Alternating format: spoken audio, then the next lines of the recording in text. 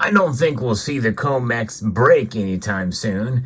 However, we very well could see a supply squeeze on the COMEX, according to Patrick Heller. We'll talk about that and so much more as we explore.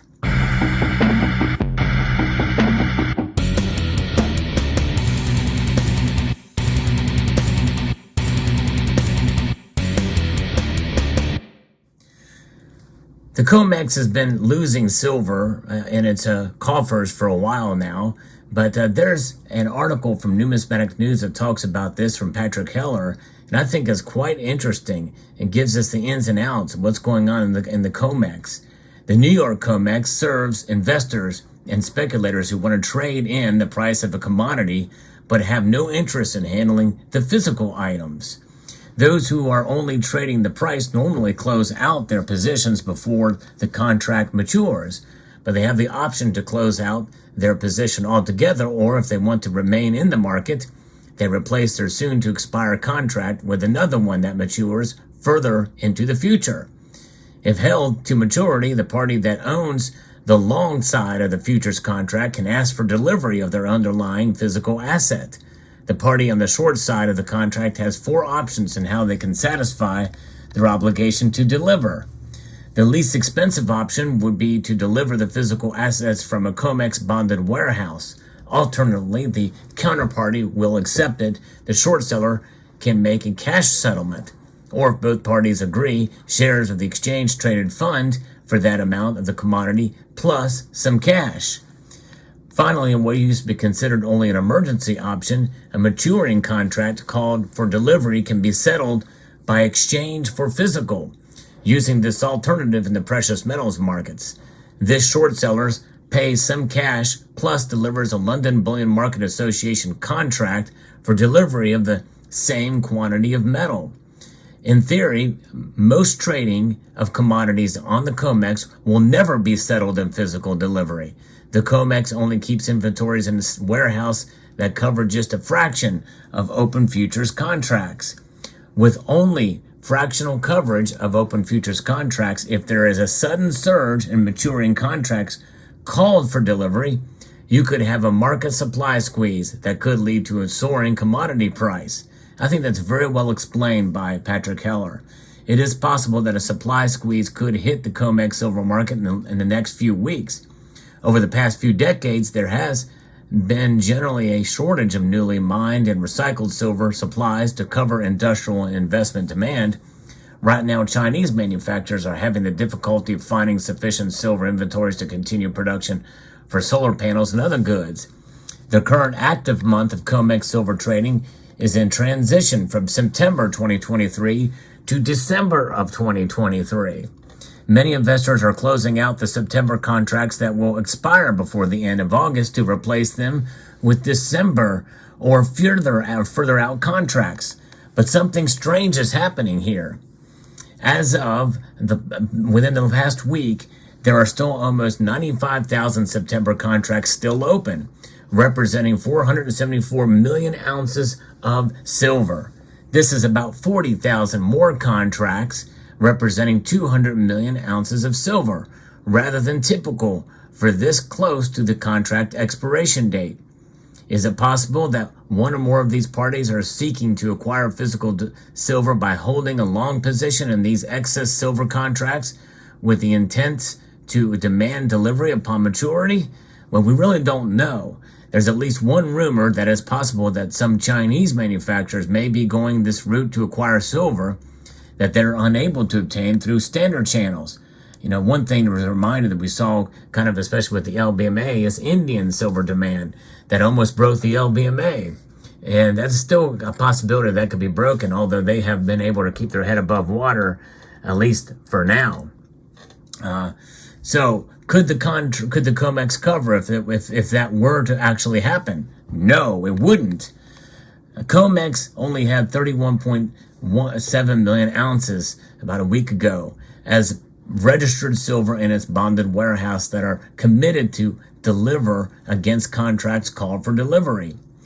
There were another more than 240 million ounces of eligible silver inventories in the COMEX warehouses, but these are not available to deliver against maturing futures contracts unless the owners are willing to have them reclassified to become registered inventories. As it stands right now, there exists the possibility of a severe silver market squeeze before the end of August. That's this month, folks.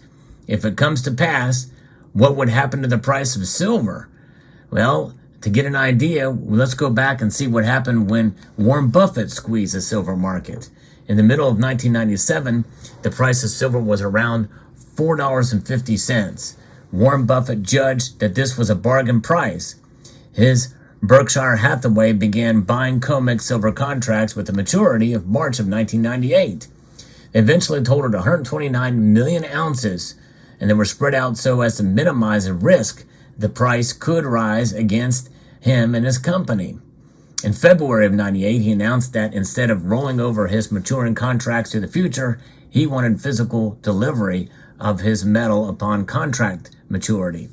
There were simply not sufficient COMEX silver inventories to cover all of these deliveries. Short sellers were scrambling to find any available physical silver they could acquire to be able to deliver to Berkshire Hathaway. Then the price of silver peaked to $7.30 an ounce in mid-February. Well, that was a 60% jump from mid-1997. Then Buffett let the short sellers off the hook.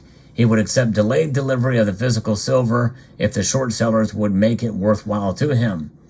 And this has not been an official statement. The rumor was that the short sellers had to pay Berkshire Hathaway 50 cents per ounce to get the delivery extension. You want to talk about a premium? That was a pretty big premium back then. The Berkshire Hathaway silver inventories eventually were deposited into a silver exchange-traded fund, where the company reported that it had liquidated this entire position by the end of 2006. Once the silver supply squeeze subsided, silver's price slid back down to mostly under $6 and even below $5 for the next few years. I remember that well. The silver price did not exceed its mid-February 1998 peak again until early 2004. But this time it would be different. If there really does develop a supply squeeze in the market, it would almost certainly result in a quick jump in the price. However, unlike what happened 25 years ago, don't expect to see it fall back and down in price. I'll explain that in a moment, but you're probably staring at your screen wondering what the heck is this thing here. This is a really cool piece of silver that the Germanium Mint sent to me, which is actually very, very cool. This is what is known as a runes. A rune is a cast collectible bars made of 4 nines silver and marked with an individual number that you can see here. And they're kind of hard to see on this, but you can see it's 4 nines fine silver, 1 ounce, and they're individually serialized there. But these are called runes. It's a cast. Each rune is ennobled with a magical color which reveals itself only when illuminated with a UV flashlight. And I'm going to show you that right now. It's actually pretty cool when I put this light on it. There it is. You can see it illuminating there. Really cool. I love that kind of technology that they have. This particular one is called the Dagaz rune. It's associated with the ideas of awakening and blooming. It symbolizes a new beginning or transformation just as the rising sun begins the new day. It indicates a time of renewal, growth and enlightenment, balance and harmony. It's also associated with positive outcomes and indicates a time of new opportunities. It can suggest the need to let go of old patterns and embrace new ones. So there you go. Pretty cool piece. And so they sent that with me. It's not available yet, but it will be available soon at most places that do sell Germanium Mint products. I'll post a link in the description below to Germanium Mint's website in this page. There's a whole lot of different ones they've got coming for release soon, and I'll talk more about that as they get released. Hopefully they'll send me some more. I love these things. They're really cool. But 25 years ago, Berkshire Hathaway inventory purchases continued to represent supply and could be sold back into the market. If the silver squeeze happens soon to provide inventory to manufacturers, this will not be available to resell into the market. And see, the thing is Berkshire Hathaway had silver to put back into the system. That wouldn't happen this time. A possible supply squeeze would not occur though, in a vacuum. That's something important to understand, too. If it turns out that there is a major attempt to acquire silver for manufacturing purposes rather than for investment and speculation, it would not happen in a vacuum. Other parties who are concerned about rising silver prices also boosting the price of gold will be watching and taking action. The government would have the most to lose from rising silver and gold prices, as the US dollar would lose value then. And I'm not necessarily sure that that would be the case ad nauseum. I guess there's possibility, but I don't really necessarily believe that. But if that were the case, it would be higher interest costs on U.S. government debt and a wider range of other negative consequences. So they would it would not be in their best interest for that to happen. So they would probably do what they could to try to stop it. It would put pressure on the primary trading partners of the Federal Reserve Bank of New York, allied central banks, and the International Monetary Fund and the Bank of International Settlements to go to great lengths to suppress gold and silver prices before the supply squeeze hit. It is possible that this is happening right now. And if that is the case, there's your case for manipulation. Manipulation would be there, and that would be happening now. It would also coordinate with JP Morgan to leverage potentially hundreds of millions of ounces of silver inventories in the bank's vaults, some of it owned by the bank and by bank customers. If necessary, it might offer a fee to temporarily borrow physical silver to meet the demand to deliver metal. In the most extreme circumstances, this silver might be delivered even without permission from the current owners to do so. So in a sense, from what the government prosecuted JP Morgan for doing, they would essentially demand that they do it. In this case, such a potential supply squeeze to be averted over the next few weeks, that would not have the same impact on silver's price as 25 years ago. This time around, the physical silver price would mostly need to be returned. This means that there would be a continued shortage of physical silver on the market. If manufacturers and investors come to realize just what is happening in the silver market, they will also ramp up their demand to acquire the physical metal.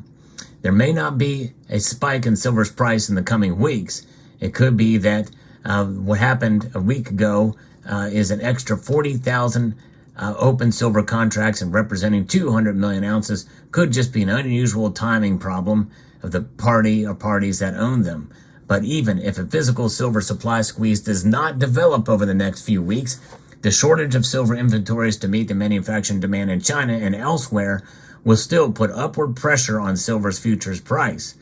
The development would also lead to a greater demand for gold, pushing up that price as well. However, based off of recent events and that we could be heading into a recession, I somewhat doubt some of this. We'll see how it plays out. But fascinating story indeed, and it very well could be that something like this could be happening soon.